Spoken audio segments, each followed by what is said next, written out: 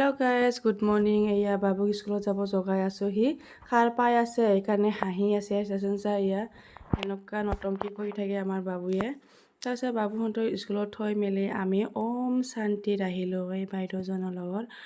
সদায় আহোঁ আমি স্কুলত বাচ্চা থৈ কেনে সদায় স্কুলৰ পৰা আমি ইয়াত আহোঁ ওম শান্তিত। বাইদেউজনী ইমান ধুনীয়াকৈ বুজাই দিয়ে। সৰুটো চাচোন চা, নেহা টোপনি গৈছে। মানে এনেকুৱা শান্তি জেগা ইয়াত, টোপনি নাহা মানুহো টোপনি আহি যায় আৰু এনেকুৱা কথা বুজাই মানে আকৌ আহি থাকিব মন যায়। আপোনালোকক অলপমান শুনাই দিছোঁ। যাক বুলি কোৱা হয় স্বৰ্গ বুলি কোৱা হয়, সেই স্বৰ্গলৈ আমি যাওঁ। তাৰ কাৰণে সংগম যুগত আমি ৰাজযোগ শিকিব লাগিব। সেইকাৰণে আমি যেতিয়া মেডিটেশ্যন কৰিম, আমি চকু মেলি পেলাইহে মেডিটেশ্যন কৰিব লাগিব, চকু মৰি পেলাই। কাৰণ কিয়? জ্ঞান মাৰ্গ আৰু ভক্তি মাৰ্গ দুটা মাৰ্গ আছে।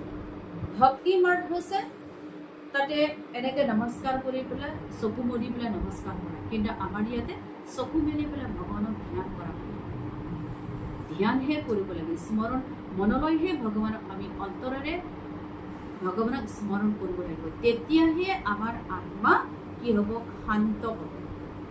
আমি যে শান্তি বিচাৰোঁ, শান্তি বজাৰত পোৱা বস্তু নহয়, শান্তি আমাৰ নিজৰ লগতে আছে। সেইকাৰণে ইয়াতে এটা কাহিনী আছে। এই কাহিনীটো কৈছে কি, এখন ৰাজ্যত মানে ৰজা ৰাণী আছিলে। ৰজাই মানে ৰাণী বহুত দামী হীৰাৰ হাৰ ৰজাই মানে গীত দিছিলে ৰাণী। তেতিয়া সেই হাৰডাল সদায় পিন্ধি থাকে, বহুত মৰমৰ, ভাল পায় সেই হাৰডাল পিন্ধি পেলাই, ভাল লাগে তাক। তাৰপিছত মানে সদায় ৰাতিপুৱা গা ধোৱাৰ আগতে কি কৰে, যে এটা বক্সত ৰাণীয়ে কি কৰে, হাৰডাল খুলি পেলাই বাকচটোত থৈ পেলাই নিজৰাত পানী গা ধুব যায়। সদায় তেনেকে যায়। তাৰপিছত এদিনাখন কি হ'ল, কিবা এটা চাগে চিন্তাত আছিলে ৰাণীৰ। তেতিয়া ৰাণীয়ে কি কৰিলে, যে হাৰডাল নুখোলাকে গা ধুবলৈ গ'ল।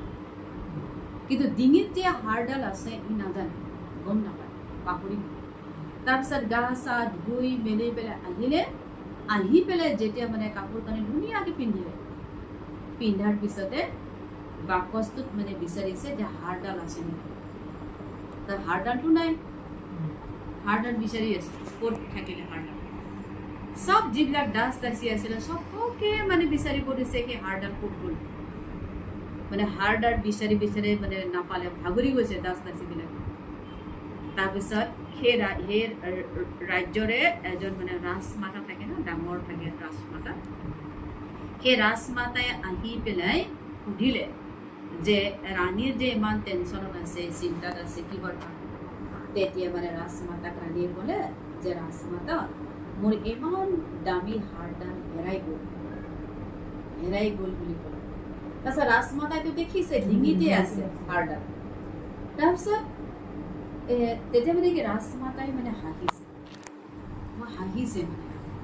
তাৰপিছত ৰাণীয়ে ক'লে যে মোৰ ইমান দামী হাৰডাল হেৰাইছে, আপুনি হাঁহিছে কিহৰ কাৰণে আহিছে। তেতিয়া মানে ৰাণীক হাতত ধৰি পেলাই আইনাত লৈ গৈছে, আইনাৰ ওচৰত। তেতিয়া দেখিলে হাৰডাল ডিঙিতে আছে, বিচাৰি আছে বাহিৰত, কিন্তু নিজৰ লগতে হাৰডাল আছে। ঠিক তেনেকে আমিও যে শান্তি বিচাৰি আছো, আমি শান্তি পোৱা নাই। যে আমি টকা পইচা লৈ পেলাই শান্তি বিচাৰি আছো, কিন্তু সদায় শান্তি পাব জানো। এয়া গাইজ, আমি 1 ঘণ্টা 1.5 ঘণ্টাৰ মূৰৰ ওম শান্তিৰ পৰা আমি ওলাই আহিলোঁ। এতিয়া তাত সোমালে যে এনেকুৱা লাগে, মনটোৱে এনেকুৱা শান্তি লাগে। ইয়াতে টাইম লিখি থৈ দিয়া আছে। ইয়াতে ৰাতিপুৱা 6টা বজাৰ পৰা 11টালৈকে আৰু আবেলি 3টা বজাৰ পৰা 8টালৈকে ইয়াতে লিখি থৈ দিয়া আছে। তাৰপিছত আকৌ এইটো জাগিদৰ অভাৰব্ৰিজৰ তলত আছে এইটো ওম শান্তিটো। আমি স্কুলত বাচ্চা থৈ কেনে আমি ইয়াতে সদায় আহোঁ ইয়াতে। আজি মোৰ ভিডিঅ'টো ইয়াতে সমাপ্ত কৰিম। Bye bye guys.